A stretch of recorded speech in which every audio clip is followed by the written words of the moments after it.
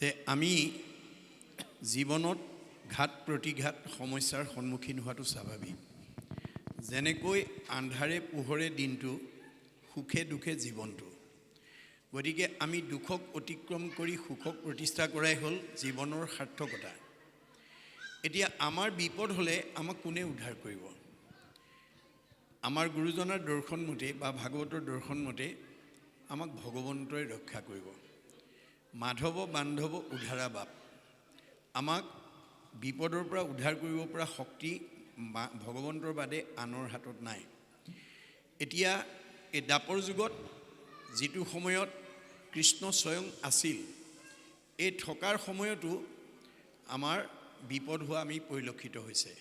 যে উত্তৰাৰ গৰ্ভৰ শিশুটোক মাৰিবৰ কাৰণে অশ্বত্থামাই যেতিয়া ব্ৰহ্মাস্ত্ৰ প্ৰহাৰ কৰিলে, তেতিয়া উত্তৰাই কি কৰিছে? একান্ত মনে কৃষ্ণক চিন্তা কৰিছে। কৃষ্ণক চিন্তা কৰাৰ লগে লগে ত্ৰাহি ত্ৰাহি কৃষ্ণ বুলি পাৰিলন্ত পাৱে তেওঁ চৰণত শৰণাপন্ন হৈছে। হোৱাৰ লগে লগে খেদি আহে কিবা অস্ত্ৰ গোটমুখ প্ৰতি, কৰা পৰিত্ৰাণ বন্ধু মাধৱ সম্প্ৰতি। কিবা এটা শক্তিয়ে মোৰ গৰ্ভৰ ফালে গতি কৰিছে, তুমি ইয়াৰ পৰা মোক উদ্ধাৰ কৰা। অভয় চৰণে প্ৰভু পখিলো শৰণে, তোমাৰ অভয় চৰণত মই শৰণাপন্ন হৈছোঁ। অগতিৰ গতি মোক কৰা পৰিত্ৰাণ, তুমি বিনে ৰাখন্তা নেদেখো নাথআন। এই বিপদৰ পৰা তুমি নাৰাখিলে আৰু ৰখন্তা নাই। নাহি চিন্তা মৰো মই এহি কৰে পুতি, কৰিবাক ৰক্ষা মাত্ৰ মূৰ গৰ্ভগতি। যে এই অস্ত্ৰৰ প্ৰহাৰত মই প্ৰাণ যাব, গতিকে একমাত্ৰ মোৰ গৰ্ভৰ সন্তানটোক তুমি যাতে ৰক্ষণাবেক্ষণ দিয়া। এহি বুলি কান্দন্ত কৃষ্ণৰ পাৱে চুই, গৰ্ভত লাগিল আহি ব্ৰহ্মাণ্ডৰ জুই।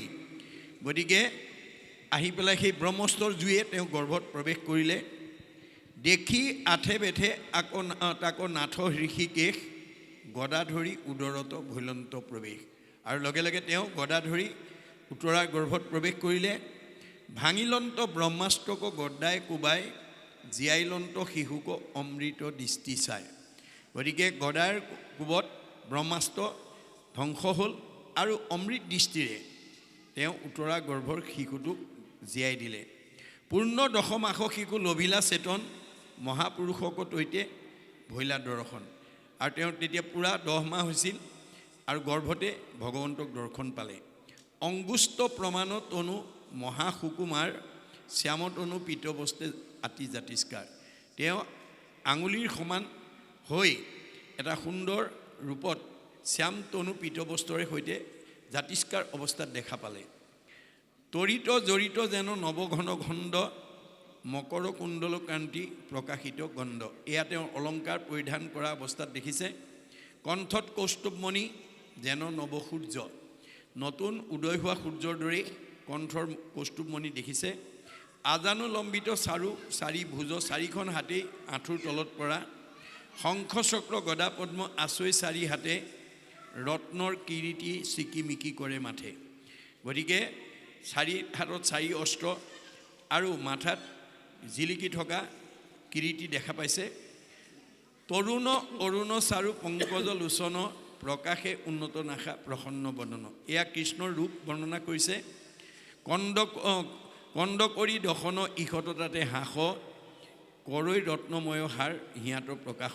তেওঁ এটা উজ্জ্বল ৰূপত ভগৱন্তক মৃদু হাঁহিত দেখা পালে।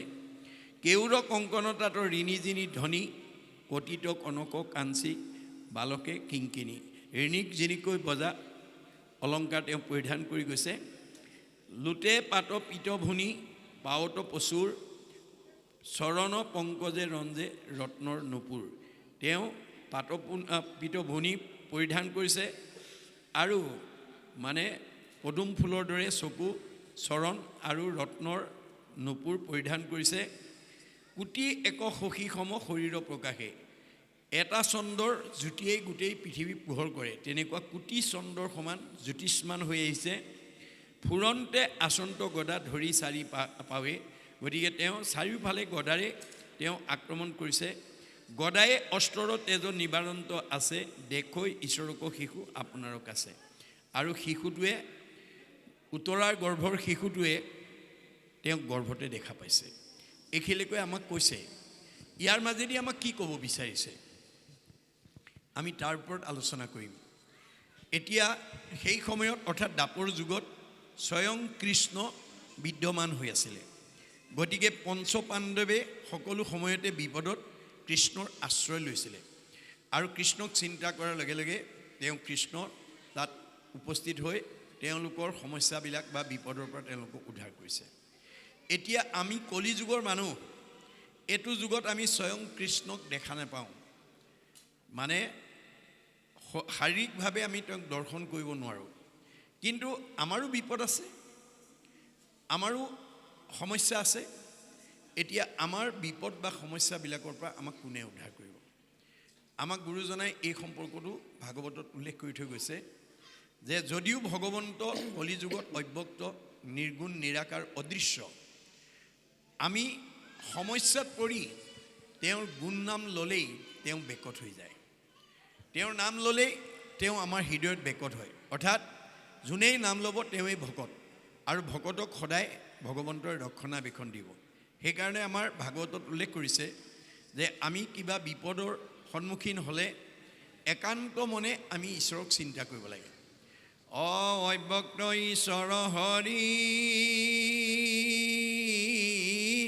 জাত পৰে নাহি নাহি, পৰম পুৰুষ ভগৱান ভক্তজনে লৈলে নাম, পূৰ্ণ কৰি মন কাম, অন্তৰতে দেই সমিধান। আপোনাৰ হৃদয়তে আহি কৈ দিব কি কৰিলে, কাৰ ওচৰলৈ গ'লে আপোনাৰ সমস্যাটো সমাধান হ'ব। অথবা তেওঁ নিজে প্ৰতিনিধি পঠাই দিব। যেনেকৈ ব্যাসৰ ওচৰলৈ নাৰদক পঠাইছে, পৰীক্ষিতৰ ওচৰলৈ যেনেকৈ শুকদেৱক পঠাইছে। আপুনি যদি ঈশ্বৰৰ ওচৰত ঐকান্তিক বিশ্বাস ৰাখি কৃষ্ণৰ একান্ত ভকত হ'ব পাৰে, আমাকো কেতিয়াও তেওঁ বিপদত পৰিবলৈ নিদিয়ে। এই কথাটো আমাক ইয়াৰ মাজেদি দেখুৱাইছে। আৰু ভগৱন্তৰ নামৰ এটা মহিমা কৈছে কি বুলি, যে গুণনাম অনুসৰি বেকত হুৱন্ত হৰি, সুমৰন্ত যেই জীৱা ভাবে। যোনে যি গুণত মাতে সেই গুণৰ কাম কৰি দিয়ে। আমাৰ এতিয়া ভাগৱত দৰ্শনৰ পৰা কৈছে যে আমাৰ সমাজত মানুহে প্ৰধানকৈ তিনিটা গুণত ভগৱানক বিচাৰে। কোনোবাই তমগুণত বিচাৰে, কোনোবাই ৰজগুণত বিচাৰে, আৰু কোনোবাই সত্যগুণত বিচাৰে।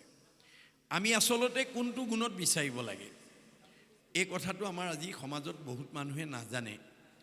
আমাৰ ভাগৱতত কৈছে ৰজু তমুগুণে নেই বিষয়ক, সত্যগুণে বুদ্ধি বহিলে তৰে সংসাৰক। যে আমাৰ ৰজ আৰু তমগুণত যদি আমি ঈশ্বৰক আৰাধনা কৰোঁ, আমি এই বিষয় সংসাৰত আমি ভ্ৰমি থাকিব লাগিব। পুনৰপি জনমম পুনৰপি মৰণম হৈ ঘূৰি থাকিব লাগিব। এতিয়া আমি কেনেকৈ ভাবিব লাগিব, সত্যগুণে বুদ্ধি বহিলে তৰে সংসাৰক।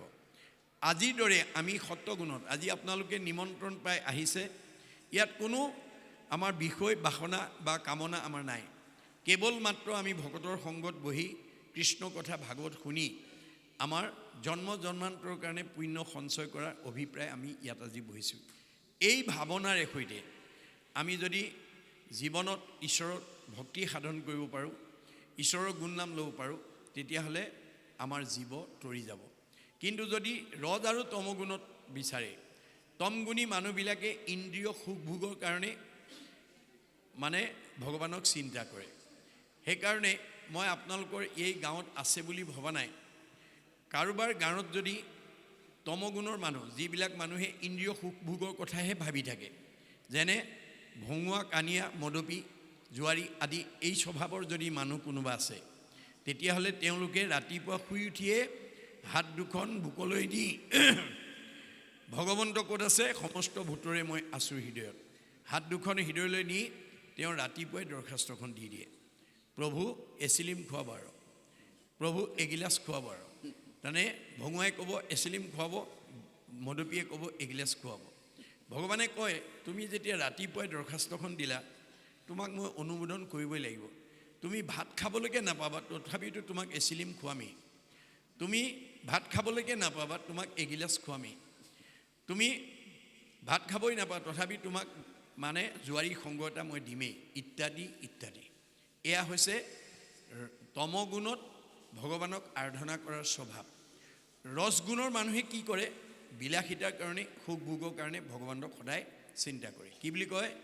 ধনং দেহি, বিদ্যাং দেহি, যশোং দেহি, পুত্ৰং দেহি, ভাৰ্যাং দেহি। লাগে আৰু লাগে। ভগৱন্তই কৈছে ঠিক আছে মই দি আছোঁ, কিন্তু তুমি সংসাৰ চক্ৰত ঘূৰি থাকিব লাগিব। গতিকে অলপ পিছতে এই বিষয়ে আমাক কুন্তীয়ে তাৰ প্ৰতিচ্ছবিটো দেখুৱাব যে আমি আচলতে ভগৱন্তক কোন ভাৱেৰে চিন্তা কৰিব লাগে। গতিকে আমি ৰজতম গুণ এৰি যাতে সত্ত্বগুণেৰে আমি ঈশ্বৰক চিন্তা কৰিব পাৰোঁ, তাৰ আদৰ্শবিলাক আমি ভাগৱতৰ পৰা বুটলি নিব লাগিব আৰু উঠি অহা প্ৰজন্ম সমাজত আমি বিলাই দিব লাগিব।